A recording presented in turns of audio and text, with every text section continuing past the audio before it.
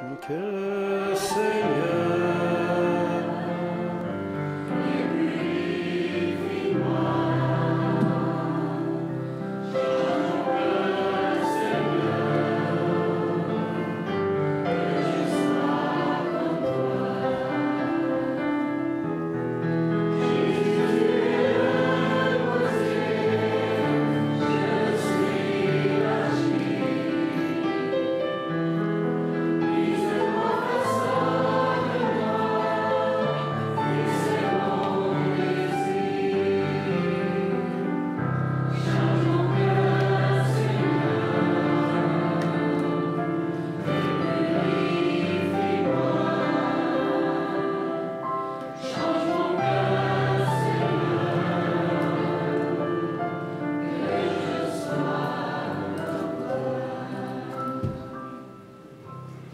Si vous voulez bien ouvrir avec moi Romains 8, 37 à 39.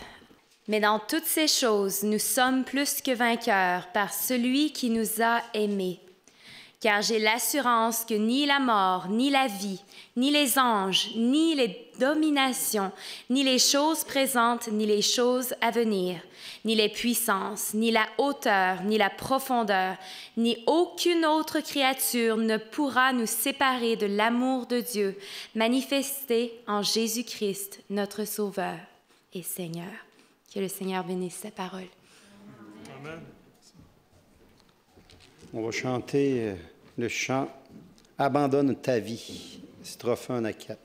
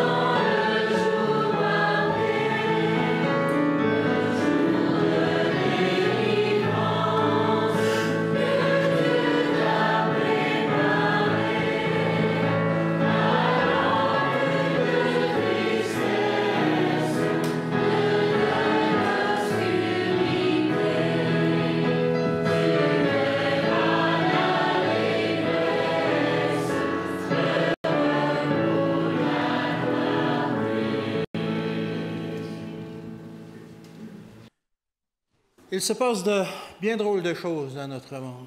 Des choses qu'on ne comprend pas. Des choses qui arrivent et qu'on ne comprend pas pourquoi. Comment ça arrive et pourquoi ça arrive. Il y a des gens qui souffrent. Il y a des gens qui souffrent injustement et on ne sait pas nécessairement pourquoi. Je vous rappelle qu'il y a quelques années, ici, tout près d'ici, à Lac-Mégantic, la tragédie qui est arrivée avec le train. 30 quelques personnes qui décèdent sans qu'on sache pourquoi. Vous imaginez les conséquences sur toute leur famille, le deuil de cette ville-là qu'ils ont vécu. La même chose quelques années plus tard à l'Île Verte, un foyer qui passe au feu, encore une trentaine de victimes. On ne sait pas pourquoi, on ne sait pas qu'est-ce qui est arrivé là. Comment ça se fait que ça arrive, ces choses-là? Parfois, c'est même national. Qui ne se souvient pas du Rwanda en 1994 où en quelques mois, il y a eu un massacre incroyable de 800 000 personnes qui ont été tuées dans une très grande violence. C'est un acte qui a scandalisé la planète, mais bon, on ne sait pas trop pourquoi ces choses-là sont arrivées. Pourquoi tout ce mal? Pourquoi toutes ces souffrances sont-elles arrivées? Bien entendu, on peut expliquer comment c'est arrivé. Par exemple, dans le cas du Rwanda, il y a eu un certain groupe de personnes qui se sentaient opprimées et qui ont monté la tête à un groupe de personnes de leur nationalité et finalement, ça a déclenché le massacre. À Lac-Mégantic, on peut expliquer comment c'est arrivé. Le train, il n'avait pas serré les freins, le train est parti et tout ça. Mais pourquoi ces choses-là arrivent? Pourquoi cette souffrance, pourquoi ces atrocités arrivent alors qu'on se dit, mais ces gens-là n'ont pas mérité ces choses-là? À un tout autre niveau, sans que ce soit considéré une catastrophe nationale, beaucoup de gens sont frappés individuellement par la maladie et doivent lutter pour leur survie. Certaines de ces personnes ont atteint un âge avancé et c'est compréhensible que la maladie peut les frapper à cet âge-là. Mais parfois, ça arrive à de toutes jeunes personnes, des adolescents, des enfants, qui souffrent de maladies graves. Et on se demande justement pourquoi cela arrive. On pourrait tous, on a vécu des circonstances où des jeunes, des enfants, des personnes que l'on aimait dans notre famille ont vécu des souffrances et sont disparus et sont décédés parfois. Un mois avant son 16e anniversaire, avant le 16e anniversaire d'Alicia, son père et sa mère remarquaient qu'elle avait quelque chose dans son cou. « Ça va, Alicia? » il lui demande. « Oui, pourquoi? Qu'est-ce que c'est que les bosses que tu as dans ton cou? »« Je ne sais pas. » Alors, ils sont allés voir le médecin. Le premier médecin qui est allé voir, il ne savait pas non plus. Il a donc prescrit d'autres tests. Finalement, le verdict est tombé. Alicia avait un lymphome, une maladie grave, du même genre que celle que Joël, l'épouse de notre pasteur, est présentement affligée. S'en est donc suivi une série de traitements de chimiothérapie qui, chaque fois, la laissaient dans de grandes souffrances, bien entendu. Il faut dire que de tels traitements ont pour but de tuer toutes les cellules cancéreuses, mais que ça vient tout près de tuer le patient aussi. Pourquoi Alicia souffre-t-elle tant? Pourquoi le peuple rwandais a-t-il tant souffert? Pourquoi Joël, qui est malade aujourd'hui, souffre-t-elle? Pourquoi son mari, notre pasteur Paul, souffre-t-il aujourd'hui? Pourquoi nos proches souffrent aussi comme ça? Ça n'a pas de sens. La plupart, on pourrait accepter que des gens qui font le mal puissent souffrir. On se dirait que c'est les conséquences de leurs actes. Mais pourquoi de bonnes personnes souffrent-elles? Ça n'a pas de sens. Pourquoi la souffrance? Pourquoi Dieu permet-il la souffrance? Cette souffrance que nous considérons injuste pour l'humanité a poussé l'homme à se poser bien des questions la concernant.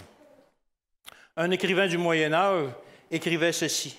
« Si Dieu est, alors pourquoi le mal existe-t-il? » Et c'est cette question qu'on est souvent porté à se poser nous-mêmes. Pourquoi le mal y existe-t-il? Bonne question. Et il y a eu beaucoup de théories qui ont été élaborées pour tenter d'y répondre. En voici quelques-unes. On va en examiner quelques-unes, voir si ça tient la route. Certains vont dire c'est la volonté de Dieu. Alicia et ses parents, et tous ceux qui sont parents avec et tous ceux qui souffrent, pensent-ils, Alicia et ses parents devraient-ils écouter ceux qui disent que son lymphome est la volonté de Dieu? En lui attribuant sa maladie qui peut lui coûter la vie, ces gens semblent dire que Dieu veut que les gens soient malades. Dire c'est la volonté de Dieu est simplement une autre manière de dire Dieu le veut. Dieu veut qu'on soit malade. Est-ce que Dieu a voulu que 800 000 Rwandais perdent la vie sans rapport en 1994? Est-ce que Dieu veut que vous souffrez par le départ prématuré d'un proche ou par la maladie d'un des membres de votre famille? Est-ce que le mal est la volonté de Dieu? Hébreux 10 au verset 7. C'est Jésus qui parle du but de son incarnation en ces termes. « Je viens pour faire, ô Dieu, ta volonté. » C'est Jésus qui annonçait son mandat sur terre. Il affirme la même chose dans Jean 4 au verset 34. Jésus leur dit, « Ma nourriture est de faire la volonté de celui qui m'a envoyé et d'accomplir son œuvre. » Vous pouvez aussi consulter Jean 6 au verset 38. « Car je suis descendu du ciel pour faire non ma volonté, mais la volonté de celui qui m'a envoyé. » Alors Jésus est très clair sur le but de sa mission. Ce qu'il est venu faire sur la terre, c'était la volonté de son Père. C'était ce que Dieu voulait pour l'humanité. Et qu'a fait Jésus lors de son ministère? Est-ce qu'il a donné la lèpre à quelqu'un? Non. Il guérissait les lépreux. A-t-il frappé quelqu'un de cécité? Non. À plusieurs reprises, il a redonné la vue à des gens qui ne voyaient plus, à des aveugles. Est-ce qu'il rendait les gens sourds? Non, il guérissait les sourds. Est-ce qu'il a tué des gens? Non, il a ressuscité des gens. Jésus, sur terre, est venu faire la volonté de son Père, n'était pas de faire le mal. Dieu ne veut pas le mal, Dieu veut le bien des gens. Un jour de sabbat, Jésus rencontra une femme infirme dans la synagogue. Elle avait le dos courbé depuis 18 ans. Jésus la regarda avec pitié et dit, dans Luc 13 au verset 16, « Et cette femme, qui est une fille d'Abraham et que Satan tenait liée depuis 18 ans, ne fallait-il pas la libérer de ses chaînes, de cette chaîne? » Jésus est venu sur terre pour faire la volonté de son Père et jamais ce qu'il a fait n'a été fait dans le but de faire du tort à quelqu'un. Cependant, avez-vous remarqué à qui Jésus attribua l'infirmité de cette femme? C'est Satan qui l'avait rendue infirme, qui la tenait liée depuis 18 ans. Et Jésus, qui est venu pour faire la volonté de Dieu, l'a délivré, l'a guéri. On peut donc certainement dire à Alicia et à ses parents, ainsi qu'à nos proches, et nous pouvons nous convaincre nous-mêmes que la source du mal n'est pas Dieu, ce n'est pas la volonté de Dieu. Dieu est la source de tout ce qui est bon, mais il n'est absolument pas la source des mauvaises choses qui peuvent nous frapper. Une autre explication qui a été donnée pour expliquer le mal est la suivante. Dieu châtie ceux qu'il aime dans le but de les éduquer. Des gens bien intentionnés ont aussi dit à des personnes comme à Alicia et à ses parents, « Oh, tu dois être très spécial aux yeux de Dieu. Gaspille pas ses efforts pour rien. Dieu veut te perfectionner, te purifier. Quand ton Père céleste aura terminé son travail, tu seras comme l'or éprouvé par le feu. » Des paroles qui peuvent sembler réconfortantes, mais lorsque l'on souffre, parfois on a envie de dire, hey, « Dieu, tu ne pourrais pas aller perfectionner quelqu'un d'autre un peu pour un bout de temps, parce que moi, ça fait mal, je souffre. » C'est en substance cette affirmation-là que tenait le discours de Élihu, un ami de Job. Dieu, selon lui, envoie la souffrance non pas comme une punition, ce qu'avaient soutenu ses autres amis, Éliphaz, Bildad et Zophar, mais plutôt comme une discipline, comme une instruction. On trouve ça dans Job 33, versets 15 à 22. Il parle par des visions, par des songes, par des visions nocturnes. Quand les hommes sont livrés à un profond sommeil, quand ils sont endormis sur leur couche, alors il leur donne des avertissements et met le sceau à ses instructions, afin de détourner l'homme du mal et de le préserver de l'orgueil, afin de garantir son âme de la fausse et sa vie des coups de glaive. Par la douleur aussi, l'homme est repris sur sa couche. Quand une lutte continue vient agiter ses os, alors il prend en dégoût le pain, même les aliments les plus exquis. Sa chair se consume et disparaît. Ses os qu'on ne voyait pas sont mis à nu. Son âme s'approche de la fosse et sa vie des messagers de la mort. Aujourd'hui, on sait très bien que Élihu, malgré qu'il tenait ces discours-là, avait tort. Mais qu'en est-il vraiment? Est-ce que vraiment la souffrance, le mal pourrait servir à éduquer quelqu'un? Dès son plus jeune âge, les parents d'Alicia ont cherché à bien éduquer leur fille. En bons parents, tout comme nous le faisons tous, ils l'ont disciplinée afin qu'en grandissant, elle fasse honneur à sa famille et à la société. Mais ont-ils toujours utilisé des moyens coercitifs pour ce faire? Non, absolument pas. On ne fait pas ça nous non plus avec nos enfants. On ne fait pas ça nécessairement. Est-ce que Dieu est en train de faire? Est-ce là ce que Dieu est en train de faire à Alicia? En fait, ce serait contraire au dicton populaire qui dit « un esprit sain dans un corps sain ». C'est difficile d'avoir un esprit sain lorsque le corps est malade. Mais ce serait aussi en contradiction avec ce que l'esprit de prophétie déclare par sa servante dans Évangéliser à la page 237.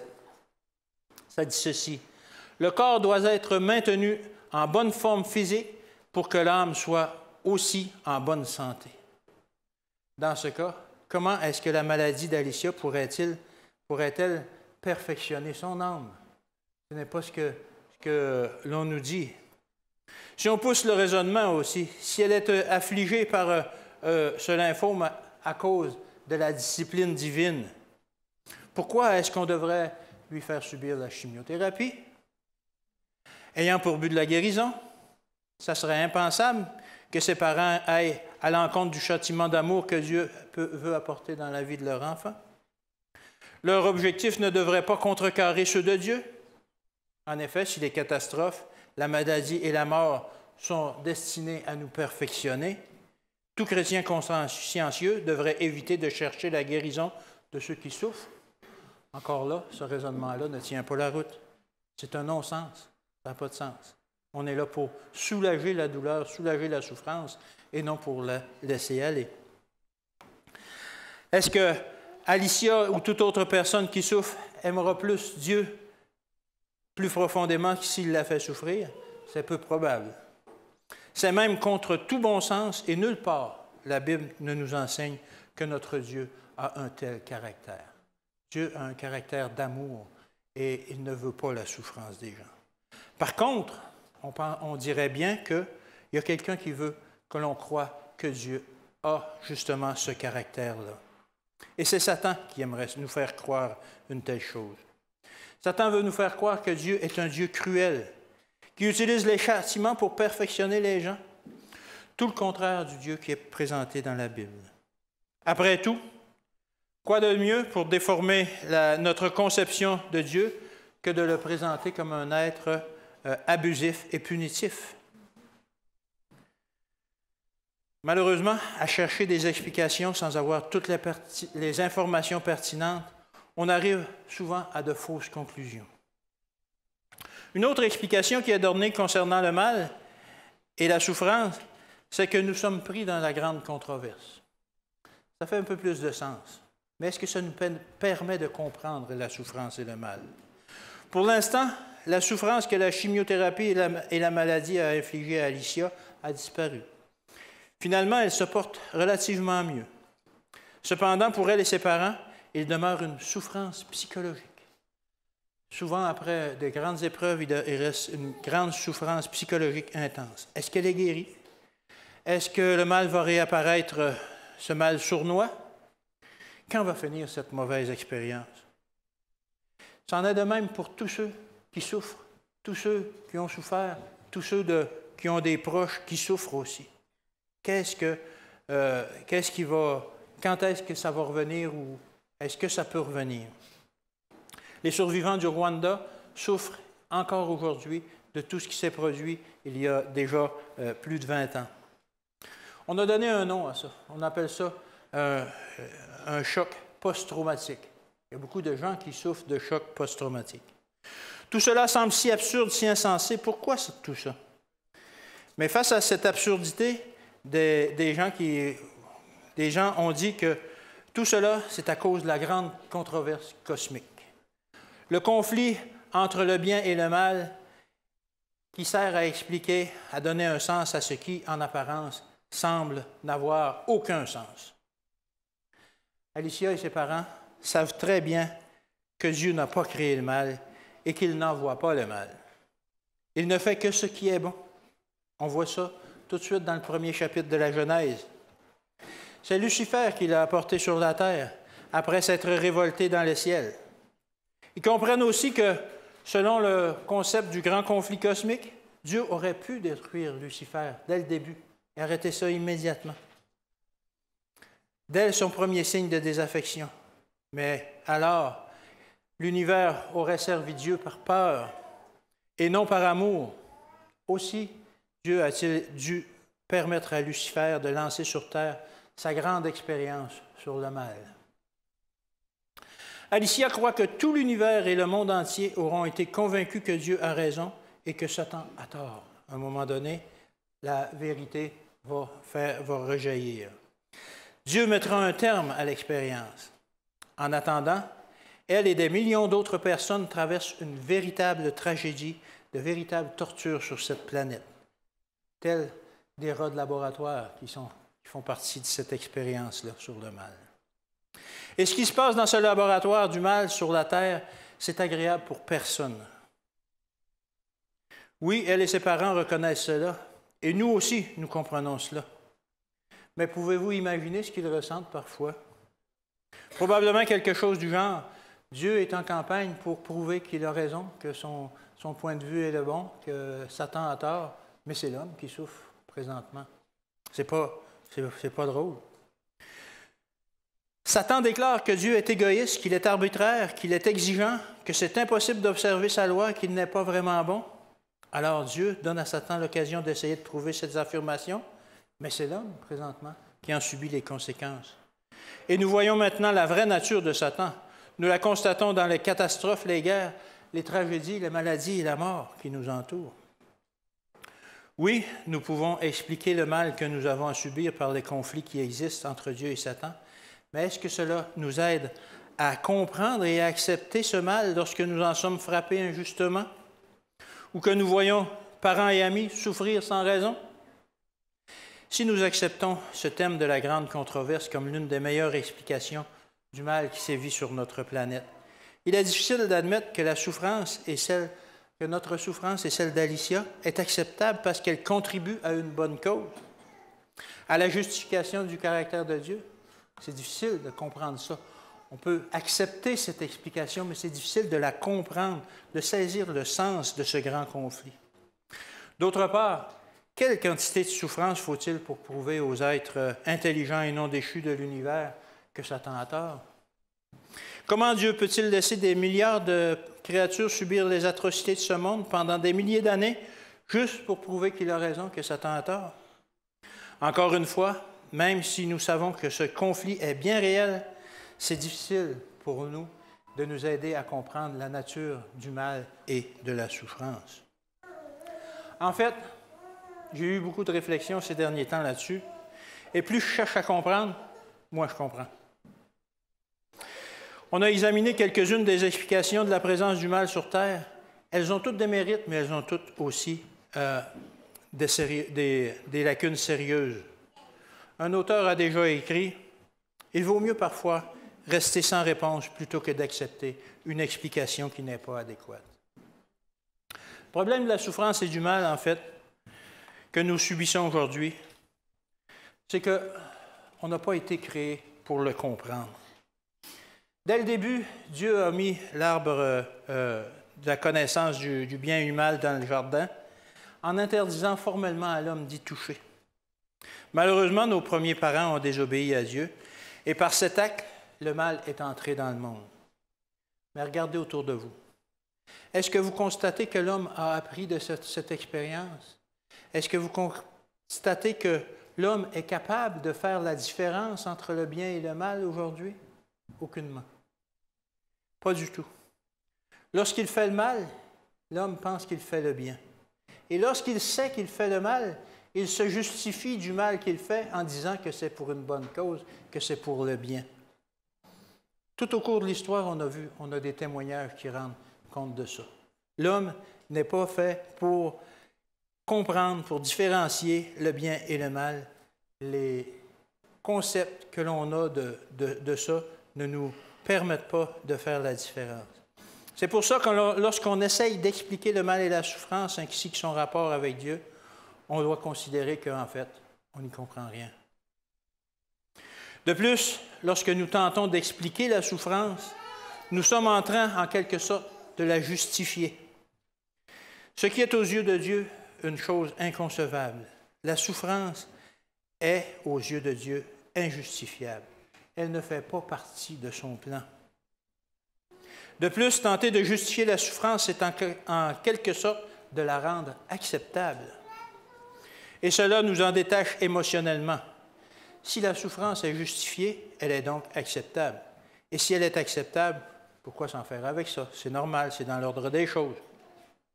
Et c'est malheureusement comme cela que nous fonctionnons. Souvent, on trouve des raisons, dit, ouais, OK, un tel, il souffre, là, mais c'est à cause de telle chose qui est arrivée, c'est à cause de telle et telle occasion. Tel pays, il souffre, mais c'est à cause qu'ils n'ont pas su bien s'administrer, etc. Et cela rend cette souffrance, à nos yeux, justifiable et on s'en détache émotionnellement. Aussi, que cela nous plaise ou non, Bien, Dieu n'a pas besoin de nos faibles tentatives pour expliquer la souffrance et le mal. Bien sûr, on aimerait comprendre complètement, comme je le disais plus haut, mais ce n'est pas possible pour nous. On ne peut pas comprendre tout ça, tout ce mal qui est autour de nous. Tout comme Job a été ramené à l'ordre par Dieu alors qu'il cherchait à comprendre pourquoi tout ce mal lui arrivait, nous non plus, on n'a pas tous les éléments nécessaires pour comprendre toutes les interactions et avoir une bonne compréhension du mal. Devant cette situation, nous ne pouvons faire preuve que d'humilité et de continuer justement à avoir foi en Jésus. D'ailleurs, on doit reconnaître que l'existence de la souffrance est aussi inexplicable que l'existence du péché. On ne peut pas expliquer l'existence du péché. On sait d'où ça vient, on sait comment c'est arrivé, mais on ne peut pas expliquer l'existence du péché. Et le problème, c'est qu'il n'y a pas d'explication logique au péché. Le péché n'a aucune raison d'être. C'est pourquoi l'Écriture l'appelle un mystère. Dans 2 Thessaloniciens 2, verset 7, on appelle ça le mystère de l'iniquité. Un mystère, c'est quelque chose qu'on ne peut pas comprendre. On ne peut pas comprendre le péché. Ellen White, dans La tragédie des siècles, à la page 536, le décrit comme suit. Le péché est un intrus, mystérieux et inexplicable. Sa présence est injustifiable. S'il pouvait être excusé, s'il avait une raison d'être, il cesserait d'être le péché. Le mal est une énigme qui défie toute explication, qui défie toute notre compréhension. Mais Dieu, dans ça, qu'est-ce qu'il fait? Qu'est-ce qu'il fait Dieu dans ça, devant cette situation? Où est-ce qu'il est, lui, alors qu'en cette heure de souffrance tragique, qu'est-ce qu'il fait, lui? Qu'est-ce qu'il fait, Dieu? L'expérience de Marie et de Marthe, quand leur frère Lazare mourut, nous donne un indice. Où était Jésus? Nous le trouvons à côté de la tombe du défunt. Et qu'est-ce qu'il fit? Jean 11 au verset 35. Jean 11, verset 35. Jésus pleura. À l'entrée du tombeau de Lazare, Dieu, par Jésus, partagea les larmes de Marthe, de Marie, leurs voisins et leurs connaissances. C'est la même chose aujourd'hui. Alors que l'homme souffre, alors que certains souffrent, alors que certains sont malades, Dieu pleure de nous voir souffrir comme ça. Dieu est triste de nous voir souffrir comme ça. Dieu est triste de nous voir subir toute cette grande tragédie qui, dans le fond, nous touche parfois injustement. Et on trouve la même situation dans l'Ancien Testament. Dans Genèse 6 au verset 6. Genèse 6, verset 6. L'Éternel se repentit d'avoir fait l'homme sur la terre et il fut affligé dans son cœur. Il était triste, il a pleuré, il était affligé dans son cœur. Dieu, dès le début, espérait que l'homme ne tombe pas, mais lorsque l'homme a tombé, Dieu a pleuré, était affligé dans son cœur. Jérémie parle aussi de cette attitude de Dieu. Jérémie 48 au verset 31 et 32. C'est pourquoi je gémis sur Moab, je gémis sur tout Moab. On soupire pour les gens de Kir-Hérès, vigne de Sibma. Je pleure sur toi plus que sur Jaézer. Alors, Dieu pleure. Dieu pleure devant cette situation. Dieu est attristé de voir toute cette souffrance, tout ce mal dont nous sommes frappés, que l'on ne comprend pas vraiment pourquoi, comment et pourquoi cela nous arrive. Dieu pleure. Non seulement Dieu est touché par notre sort et il est exaspéré de ne pouvoir rien faire pour le moment, mais il nous offre quand même une solution. Il nous exhorte à nous décharger sur lui de tous nos soucis, car lui-même prend soin de nous. Lui-même est prêt à prendre nos souffrances. Lui-même est prêt à nous consoler. 1 Pierre 5, versets 6 et 7. Humiliez-vous donc sous la puissante main de Dieu, afin qu'il vous élève au temps convenable. Et déchargez-vous sur lui de tous vos soucis, car lui-même prend soin de vous. Jésus pleure, Jésus nous offre son épaule consolante, Jésus prend soin de nous. Dieu prend soin de nous alors qu'on est dans les souffrances.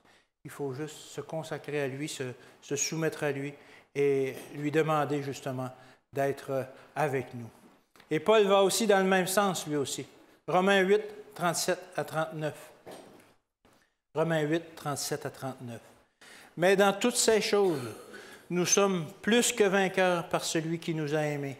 car j'ai l'assurance que ni les morts, ni la mort, ni la vie, ni les anges, ni la domination, ni les choses présentes, ni les choses à venir, ni les puissances, ni la hauteur, ni la profondeur, ni aucune autre créature ne pourra nous séparer de l'amour de Dieu manifesté en Jésus et en Jésus-Christ notre Sauveur.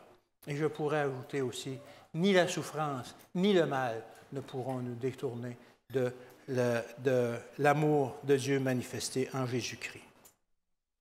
La maladie d'Alicia, de Joël, de toute autre personne souffrante qui nous entoure, ou même les nôtres, n'implique pas que Dieu nous ait abandonnés. Dans nos douleurs, nous ne devons pas nous inquiéter que Dieu nous délaisse, même si on ne comprend pas ce qui nous arrive parfois. Tandis que Alicia souffre, tandis que l'humanité souffre, tandis que nous souffrons, Dieu pleure. C'est réconfortant pour nous que Dieu compatisse à nos souffrances. Mais est-ce là tout ce qu'il fait? Est-il un Dieu attentionné mais impuissant, qui se tord les mains de frustration et de compassion? En fait, non. Retournons vers Marthe, Marie et Lazare, Jean 11, verset 39. Qu'est-ce que fait Jésus? Ôtez la pierre. Enlevez cette pierre-là. Jésus dit. Puis après une courte prière, Jésus, qui est Dieu incarné, ordonna au verset 43, « Lazare, sors! » Et le mort sortit. Dieu fait plus que pleurer. Dieu a vaincu la mort. Jésus a vaincu la mort. Dieu est ému par nos afflictions, elle le touche vraiment et elle le pousse aussi à montrer ses intentions pour le futur. Car Dieu a un plan pour nous, le plan de la rédemption, dont la conclusion est écrite dans Apocalypse 21 au verset 4 et 5. Apocalypse 21 au verset 4 et 5. Il essuiera toute larme de leurs yeux, et la mort ne sera plus. Il n'y aura plus ni deuil, ni cri, ni douleur, car les premières choses ont disparu. Et celui qui était assis sur le trône dit, « Voici, je fais toute chose nouvelle. » Et il dit, « Écris, car ces paroles sont certaines et véritables. » Alors, c'est un message qui est délivré par un ange. Mais à la fin du message, lorsqu'il a dit que Dieu allait tout faire des choses nouvelles, celui qui est assis sur le trône, il dit, « Hey, attends un peu là, écris-les. Parce que ce qu'il vient de dire, c'est ce qui va arriver. Écris ces choses, car ces paroles sont certaines et véritables. » Dieu essuiera toute larme de nos yeux et il essuiera aussi les larmes de ses yeux. Ni l'homme, ni Dieu ne pleureront plus. C'est sa promesse personnelle et cette promesse, je veux y croire. Amen. Amen.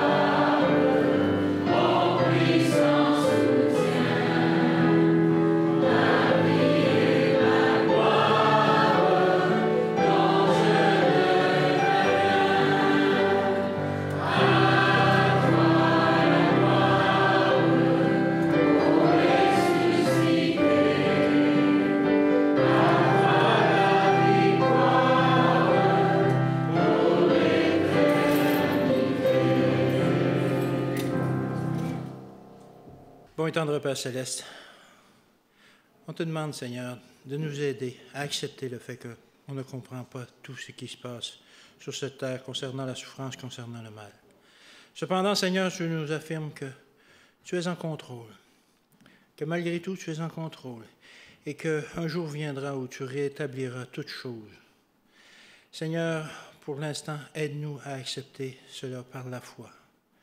Aide-nous aussi à transmettre cette espérance aux gens qui nous entourent.